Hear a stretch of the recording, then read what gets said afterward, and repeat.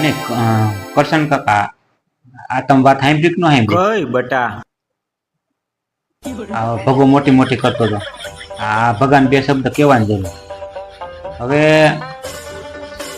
પૌલન માં કે લોટ નથી તો લોટ દરાઈ આવજો.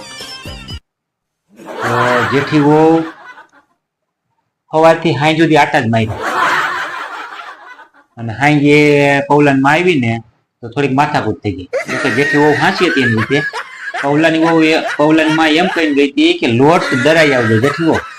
અને જેઠી વહુ લોટ ગોતતી હતી કયો લોટ દરાવવાનો. હું દરાવવાના હોય તો એને ખબર છે, પણ લોટ દરાવવાનો હોય એને ખબર નથી કે કયો લોટ દરાવવાનો. આ પૌલન મામા મીઠા ને કાંઈ છે એનો બાપ લોટ ક્યાંય દરવાનો હોય?